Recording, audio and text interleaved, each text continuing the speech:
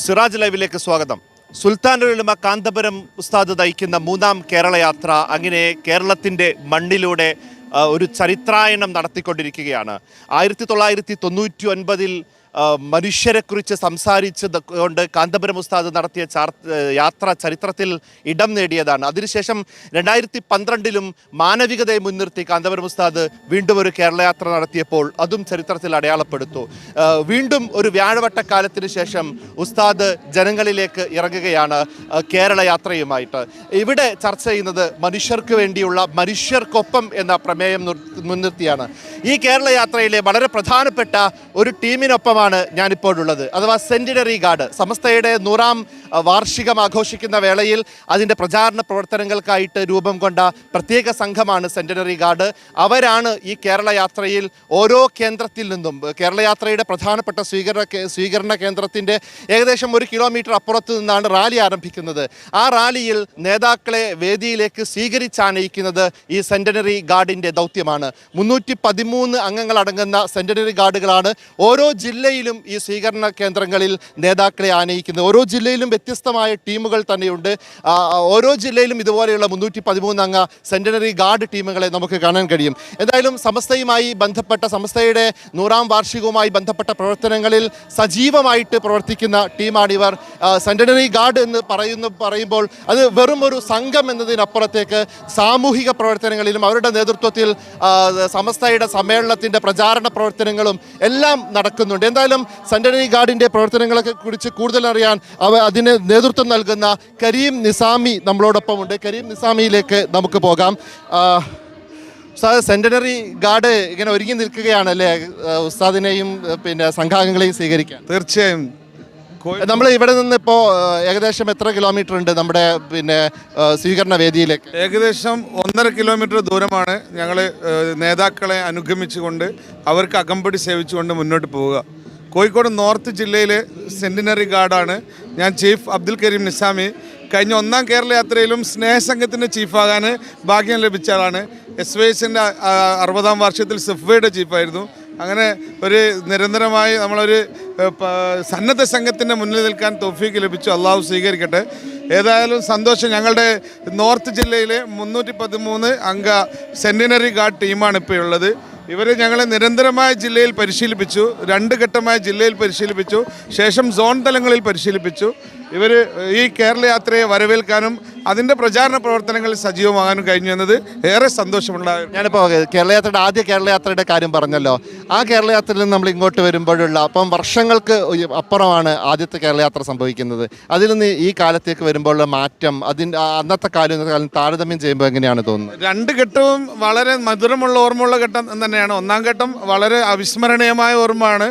പക്ഷേ പുതിയ കാലഘട്ടത്തിൽ, പ്രത്യേകിച്ച് ഈ ആൽഫ ജെൻ കാലഘട്ടത്തിൽ നമ്മുടെ പ്രവർത്തകന്മാരെല്ലാവരും ഈ പ്രസ്ഥാനത്തോടും അതുപോലെ തന്നെ ഈ സന്നദ്ധ സേവന സംഘങ്ങളോടൊക്കെ ചേർന്ന് നിന്ന് ഒട്ടി നിൽക്കുന്നു എന്നത് SYSനും SSFനും നമ്മുടെ പ്രസ്ഥാനത്തിനും ഒരിക്കലും ഒരു ആൾക്കുറവോ മറ്റോ വന്നിട്ടില്ല എന്നതിൻ്റെ ഏറ്റവും മനോഹരമായ ഉദാഹരണമായി തന്നെ നമുക്കിതിനെ ചൂണ്ടിക്കാണാം. സംഘടനയ്ക്ക് എവിടെയും ഒരു ശോഷണമോ പ്രയാസം ഉണ്ടായിട്ടില്ല. അക്കാലത്തെ കരുത്ത് അതേപോലെ കരുത്തായി തന്നെ ഇപ്പോഴും നിലനിൽക്കുന്നു എന്നത്. അപ്പോൾ ഈ സെന്റിനറി ഗാർഡിൻ്റെ പ്രവർത്തനങ്ങൾ ശരിക്കും എന്തൊക്കെയാണ്? ഇപ്പം ഈ ജാഥയിൽ നേതാക്കൾ ആനയിക്കുക എന്നതിനപ്പുറത്തേക്ക് കുറേ പ്രചാരണ പ്രവർത്തനങ്ങളൊക്കെ നടക്കുന്നുണ്ടല്ലോ, അതേക്കുറിച്ച് പറയാമോ? സമസ്ത സെന്റിനറിയുടെ ഭാഗമായാണ് ഈ നമ്മുടെ സെന്റിനറി ഗാർഡ് രൂപീകരിക്കപ്പെട്ടിട്ടുള്ളത്.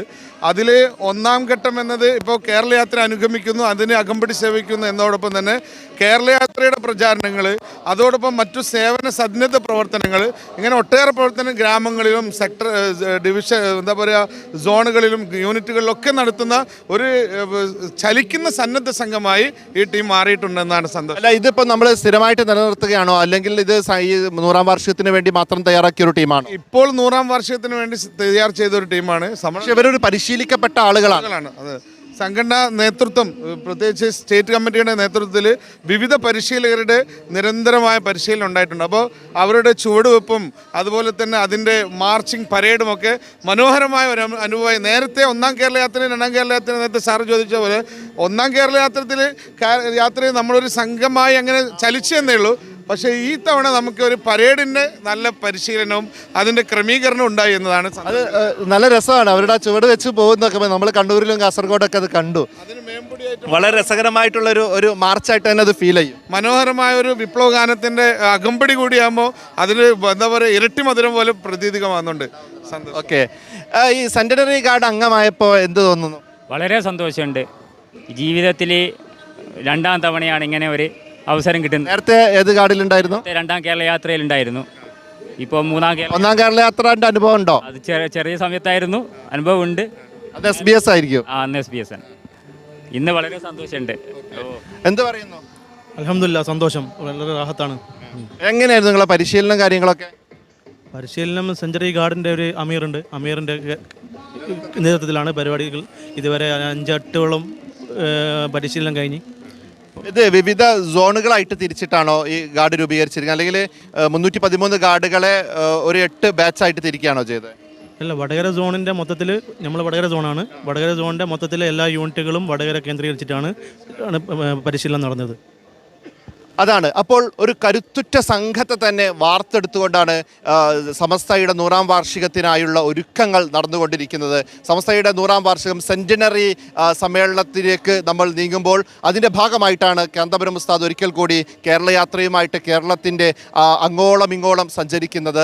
എന്തായാലും സെന്റിനറി ഗാർഡ് സംഘടനക്ക് വലിയ ഒരു കരുത്തും മുതൽക്കൂട്ടും തന്നെയാണ്. അവരുടെ പരേഡും കാര്യങ്ങളൊക്കെ പ്രേക്ഷകർ കാണുന്നുണ്ടാകും. വളരെ മനോഹരമായിട്ട് ചിട്ട അടിവെച്ച് നീങ്ങുന്ന അവരുടെ അവർ മാർച്ച് നടത്തുന്നതിൻ്റെ ലൈവ് ദൃശ്യങ്ങളൊക്കെ സിറാജ് ലൈവ് അടക്കം കൊടുക്കുന്നുണ്ട്. ഇതുവരെ കാണാത്തവരുണ്ടെങ്കിൽ ഇന്നത്തെ ലൈവ് കാണുമ്പോൾ നിങ്ങൾക്ക് അത് മനസ്സിലാവും. അപ്പോൾ എന്തായാലും ഈ ഗാർഡിന് എല്ലാവിധ ആശംസകളും നേർന്നുകൊണ്ട് ക്യാമറാമാൻ മുഹമ്മദ് ഷബീബിനൊപ്പം സയ്യിദ് അലി ഷിഹാബ്, സിറാജ് ലൈവ്.